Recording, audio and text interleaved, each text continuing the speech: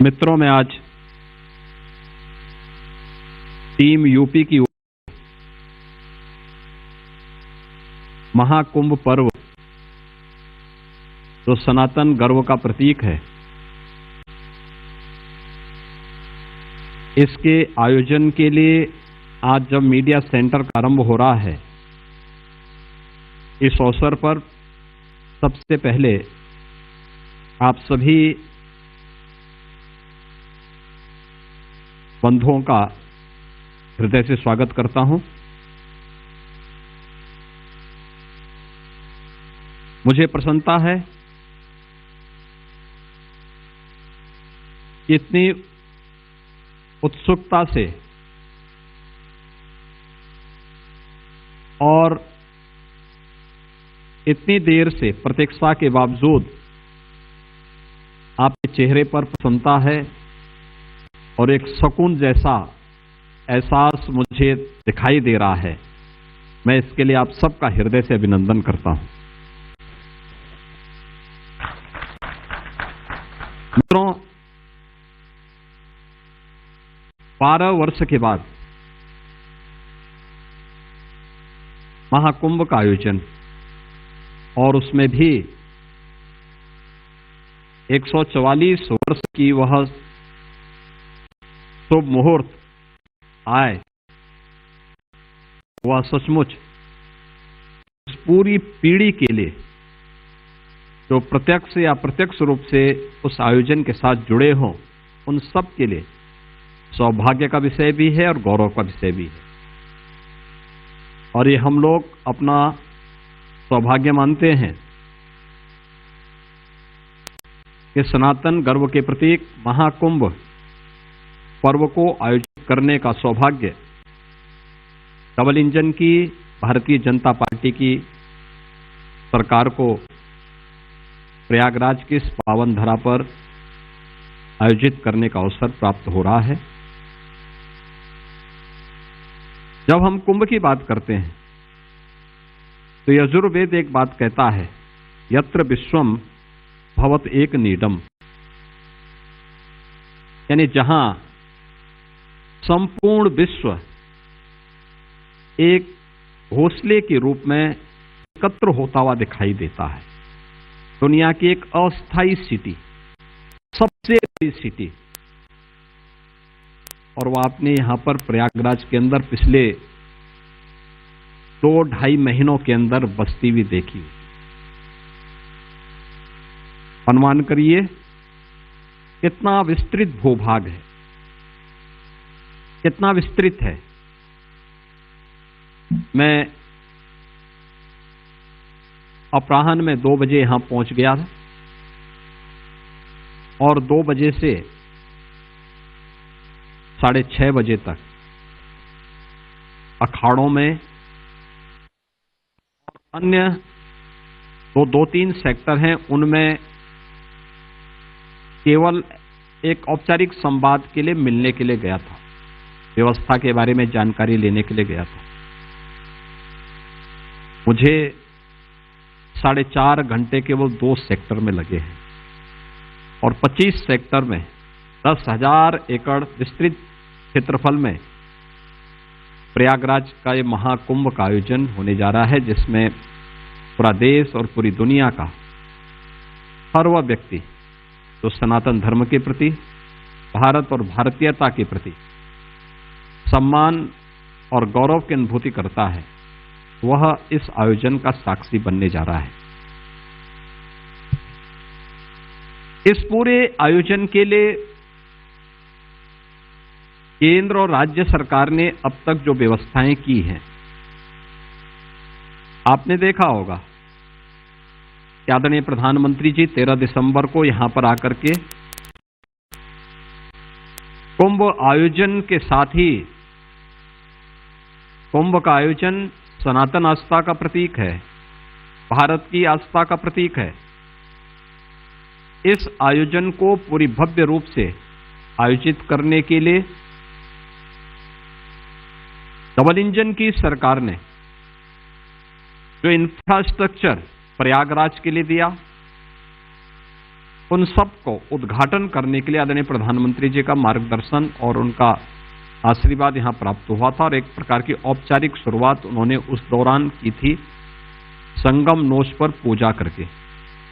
ये सभी कार्य श्रद्धालुओं के लिए अब समर्पित है। उन कार्यक्रमों के साथ आपने देखा होगा कि कैसे आस्था के इस महासमागम को हम सिटी डेवलपमेंट प्लान के साथ भी जोड़ सकते हैं। प्रयागराज के अंदर 2019 के कुंभ के दौरान भी इंफ्रास्ट्रक्चर का कार्य पहली बार लोगों को देखने को अवसर प्राप्त हुआ होगा और जितना कार्य 2019 में हुआ उससे दोगुने से अधिक कार्य 2025 के महाकुंभ के पूर्व प्रयागराज सिटी के लिए भी और महाकुंभ का वह क्षेत्र जहां पर अस्थायी स्थिति बसी है उन सब जगहों पर भी कार्य व्यवस्थित रूप से आगे बढ़ते हुए दिखाई दिए।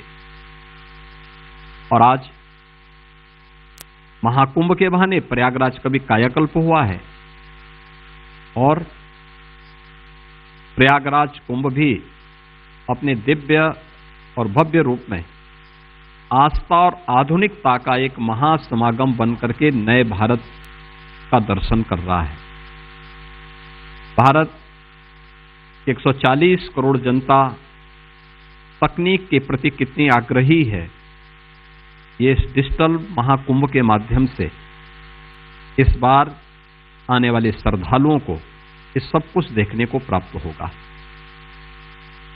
इस दौरान आपने देखा होगा कि कैसे कुंभ क्षेत्र में एक एक चीज को व्यवस्थित करने में पूरी टीम ने कार्य किया है, क्योंकि कुंभ का जो महाकुंभ का जो क्षेत्रफल है ये पूरा क्षेत्र मां गंगा और यमुना के तट पर ही संपन्न होता है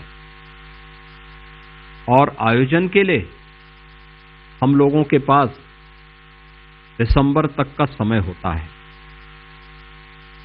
उससे पहले एक माह अधिक तक काफी बरसात थी, यानी जो बरसात 15 सितंबर तक पूरी हो चुकी होती वो 15 अक्टूबर तक निकली, यानी हमारे पास कुल 2.5 महीने का समय था। और इस दौरान पूरे क्षेत्रफल को, नदियों के तटों को व्यवस्थित करना, उन्हें वहां पर कैंप लगाने और अस्थायी आश्रम स्थापित करने के लिए, उस प्रकार के अखाड़ों की स्थापना के लिए उस प्रकार की सुविधाओं से व्यवस्थित करना, 10,000 एकड़ से अधिक भूभाग को महाकुंभ के आयोजन के लिए तैयार करना, उसका मास्टर प्लान और लेआउट प्लान को फिर जमीनी धरातल पर लेकर के पेंटून ब्रिज कैसे तैयार होने हैं, चेकर प्लेट कैसे लगनी है, कैसे वहां पर पेयजल की व्यवस्था आदि पहुंचानी है, कैसे 70,000 से अधिक विद्युत के पोल स्थापित करने हैं और उन पे बिजली की व्यवस्था उनके साथ जोड़ करके देखनी है। एक एक कार्य को इन 2.5 महीनों के दौरान ये हमारी यहाँ की प्रयागराज मेला प्राधिकरण ने जो महाकुंभ के आयोजन के साथ इस पूरे आयोजन को यहाँ पर आयोजित कर रही है, उन्होंने एक एक कार्यक्रम को आगे बढ़ाना प्रारंभ किया और उसका परिणाम आज आपके सामने है। 30 के 30 पेंटून ब्रिज बनकर के तैयार हो गए। चेकर प्लेट 500 किलोमीटर से अधिक पूरी बिछाई जा चुकी है। 1.5 लाख शौचालय और 1.5 लाख से अधिक टेंटेज की व्यवस्था यहां पर की गई है। 25 सेक्टर बनाए गए हैं। इस पूरे क्षेत्र को जो 2019 में 19 के पहले जिन लोगों को भारत की आस्था के सम्मान के बारे में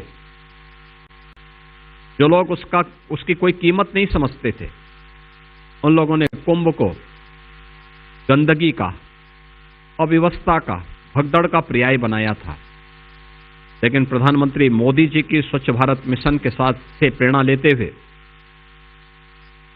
उनके मार्गदर्शन में 2019 का कुंभ स्वच्छता के मानक पर एक नए प्रतिमान का प्रतीक बना था।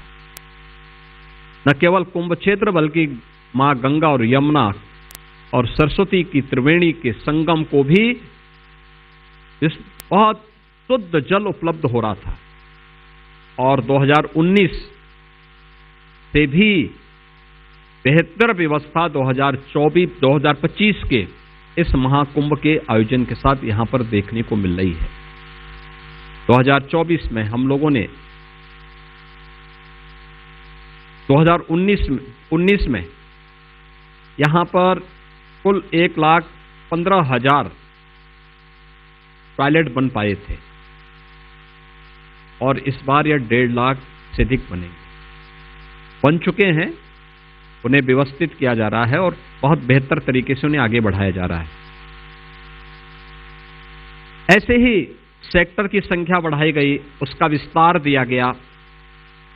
प्रयास किया गया है कि कुंभ क्षेत्र में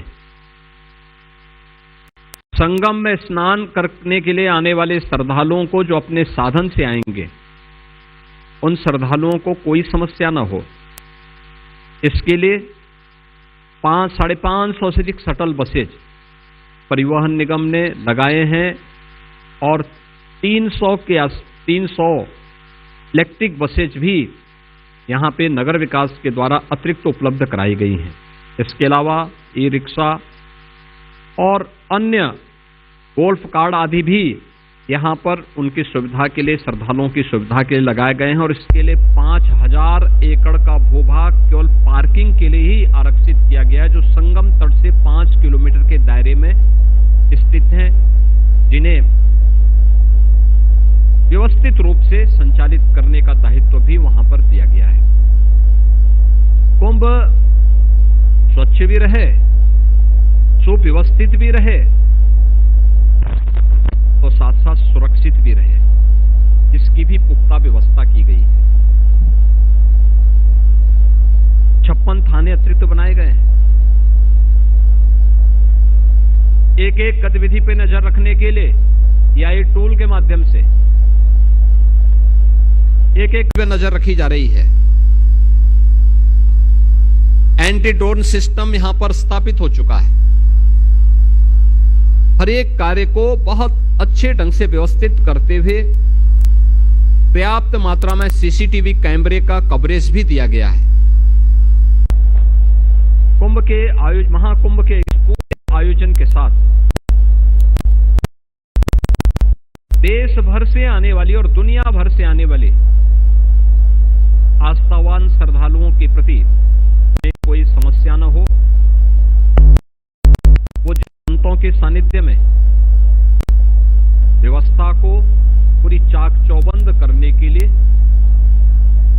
सरकार, स्थानीय प्रशासन, जनप्रतिनिधि और सभी जो भी सरकार से जुड़े हुए पक्ष हों या फिर